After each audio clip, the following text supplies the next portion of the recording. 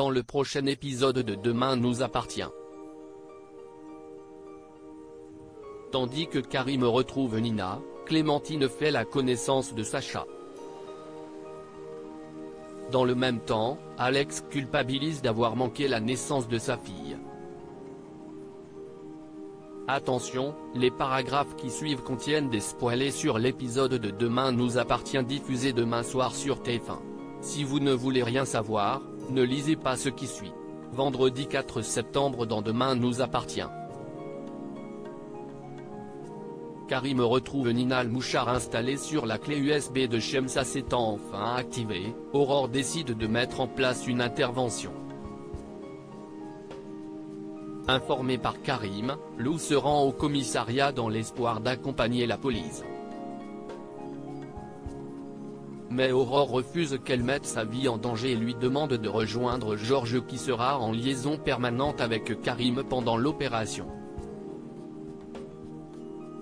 De son côté, Eric souhaiterait relâcher Nina maintenant que l'homme de main d'Amine a récupéré les documents compromettants. Toutefois, le jeune homme lui rappelle que Chemsa doit être morte pour cela et qu'il devra se débarrasser de la fillette si elle reste en vie. Pendant ce temps, la police arrive au bungalow avec un important dispositif. Au moment où Eric s'aperçoit qu'il est encerclé par les forces de l'ordre, il cache Nina dans un placard et se saisit de son arme à feu. Alors qu'Aurore lui laisse 30 secondes pour sortir avant de lancer l'assaut, l'homme jure de tuer la petite fille s'il tente quoi que ce soit. Terrorisé à l'idée de perdre sa fille, Karim se positionne à découvert devant la porte de l'habitation et le supplie avec une vive émotion de libérer l'enfant. N'imaginant pas vivre avec ce poids sur la conscience, Eric sort en posant son revolver au sol avant d'être menotté par Aurore. Karim retrouve sa fille et l'enlace tendrement, soulagé qu'elle soit saine et sauve. De retour au poste, Lou se précipite sur Nina et la prend dans les bras en lui disant combien elle l'aime puis la couvre de baisers.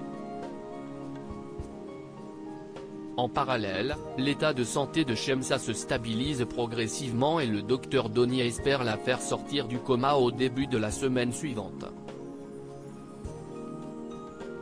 Lorsque le médecin quitte la chambre de sa patiente, l'homme de main d'Amine attend dans le couloir vêtu d'une blouse d'infirmier.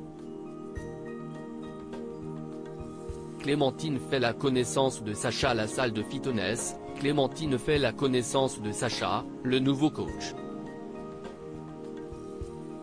Tandis qu'ils apprennent à se connaître, Fred leur explique qu'ils vont devoir se partager la clientèle.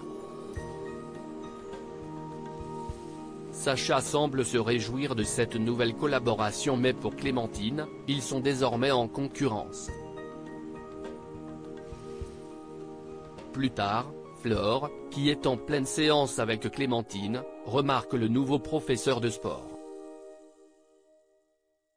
Sacha étant loin de lui déplaire, la mère de Bart voudrait prendre un cours particulier afin de varier les plaisirs. Clémentine lui rappelle alors l'importance d'être suivie par la même personne et Flore assure qu'elle n'a aucune envie de changer d'entraîneur. En sortant de son cours, la directrice d'Infoset sollicite Sacha pour qu'il la prenne comme élève. Mal à l'aise à l'idée de voler la cliente de sa collègue, Sacha lui conseille d'en parler directement à Clémentine. Flore l'invite ensuite à aller boire un verre pour lui faire découvrir la ville mais il décline son invitation car il n'a aucune envie de mélanger le professionnel et le personnel.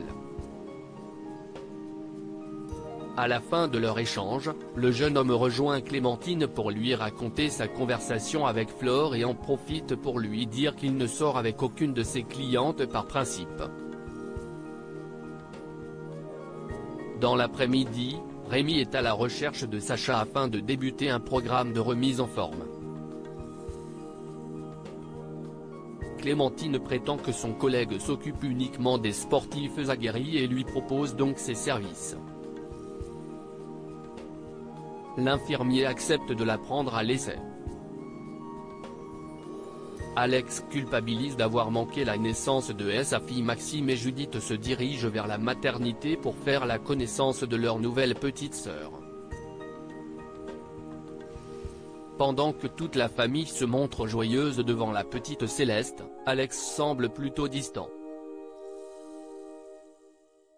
Quand Judith lui tend le bébé, Alex prétexte devoir aller la déclarer à la mairie. Maxime, qui a remarqué que son père n'était pas dans son assiette, l'interroge pour savoir s'il va bien. Froidement, Alex répond qu'il a tout simplement la tête à l'envers depuis l'arrivée du nourrisson. Par la suite, André taquine son gendre pour avoir raté la naissance de sa fille. Malheureusement, Alex en a marre qu'on lui fasse des reproches et décide d'aller prendre l'air.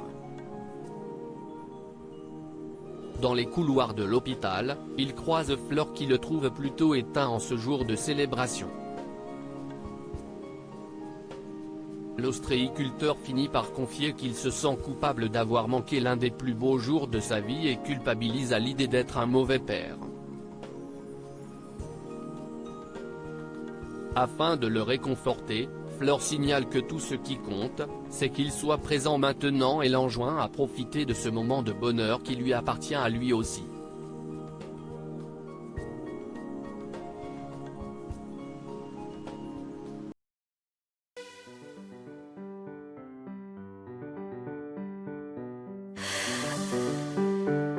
나